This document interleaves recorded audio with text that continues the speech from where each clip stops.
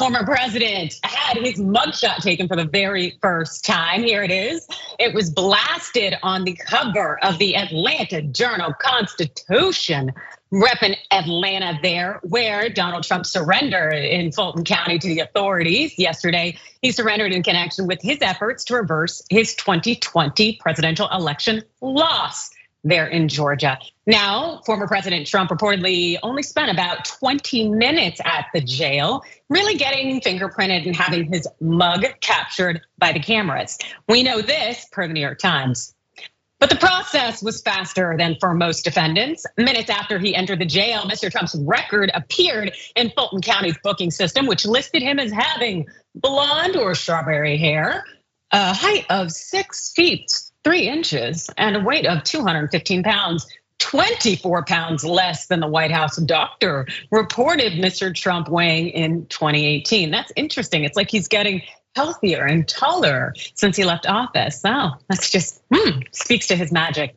Well, Trump apparently, as far as we're all concerned, he was allowed to self-report his height and his weight, which is a bummer because I would have walked him up there on that scale itself. Get at least some truth out of the man. And although he could fudge those numbers, the former president, he couldn't alter the 13 felony charges that he's currently facing. As you can see here from the docket report in Atlanta's Fulton County Jail, they were listing all those 13 charges among his 18 other co-defendants in that RICO case that he is facing now in connection with trying to overturn the election results there in Georgia.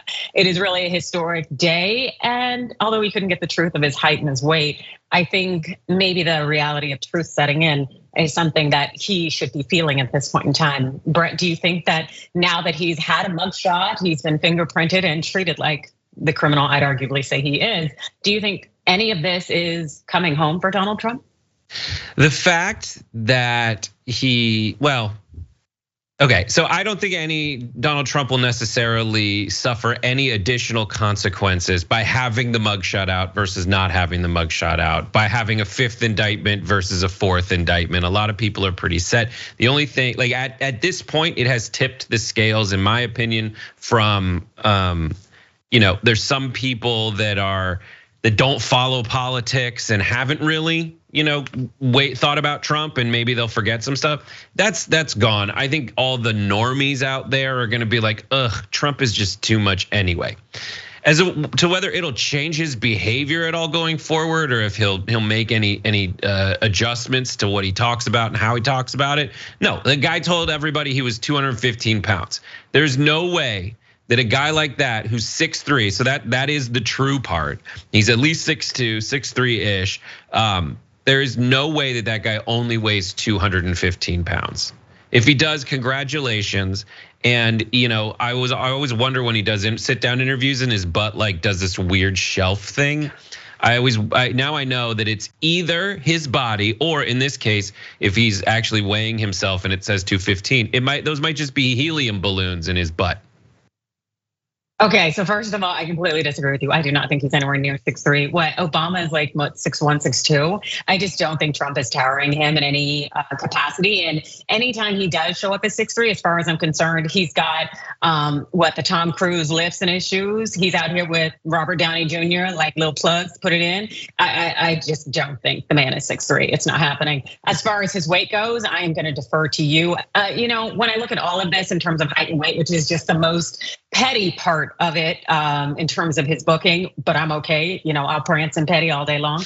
But as far as I'm concerned, this is the equivalent of a dating profile. The man saying he's taller than he is and weighs less than he is, so we think he's fitter than he is, when really he's not fit for anything, including to serve in the presidency. Now, although Trump can't really do anything about the 13 charges he's facing, even if he can do something about the height and weight as far as what's recorded in Atlanta, well, the former president, he is definitely doing his damnedest to try to stave off an October trial date. Yeah, October, just in a few months, because that's really what's on the table right now, and that's in part because of his co-defendant, Kenneth Chesebro. Here's a picture of him. A gentleman also tied up in the effort to find those extra votes Trump wanted. Well, lawyers for Kenneth Chesebro on Wednesday filed a motion demanding a speedy trial in the sweeping election interference racketeering prosecution of former President Donald Trump and his allies. And this is a very aggressive approach, I will tell you. Chesebro is a lawyer himself. And what his attorneys are doing in this instance, as far as I'm concerned strategically, is they're pressuring Fani Willis and her team of prosecutors to come to trial immediately and now.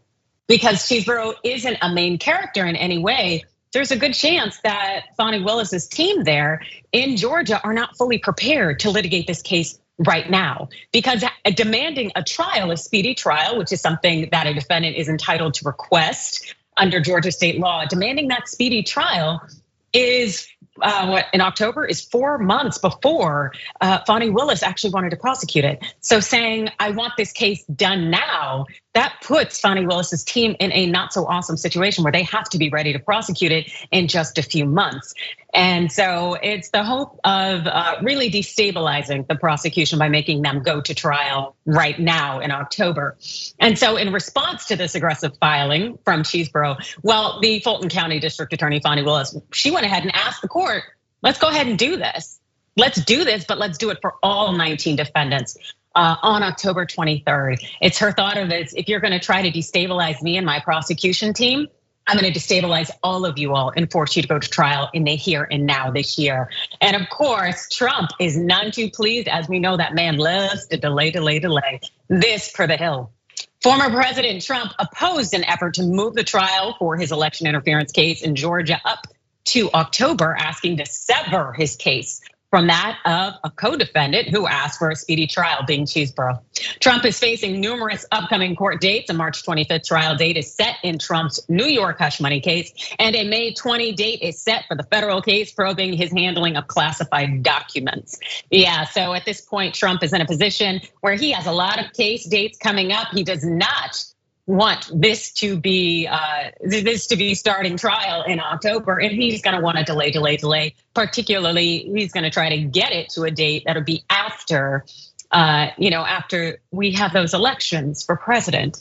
I don't necessarily think that the court will be down for that, but we know at this point the court's approved the October trial date, but just for Chesebro at this point.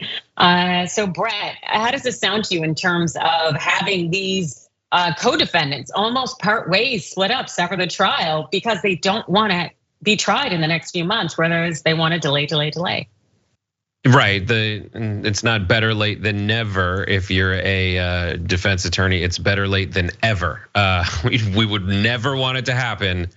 Keep it going past any, so that it just you don't want to go to jail. If you're on the opposition to Trump, your political decision making would probably not care if it happens before or after the election. You just want to keep getting this stuff in the news so people are reminded that he's on trial. The worst thing that could happen for you if you oppose Trump, you're trying to make it work for you politically, and then he gets found not guilty before the election and everything, then he can say I'm completely exonerated. The ideal thing for me politically, I think, would be to set all the trial dates before the election, have Trump actively try to delay them until after the election, and then you get to keep printing this headline, Trump keeps asking for delay of justice. If you're Trump, you definitely want to delay. It's not hurting you any more than it already has. If I have to choose which one I want to have happen before the election, I don't care about the hush money stuff. I think that's annoying, but it's also like the one that most people can say is like ticky tack. It's like that's his own personal business. I think if you're a Trump fan, you're just like, I don't know why I would care that he gave hush money to someone who like a lot of people used to pay money to watch have sex. Like, cool. The other thing, the only one that I think needs to happen before the election, if anything, and the only one that I think actually has importance to the United States of America is this Fulton County case.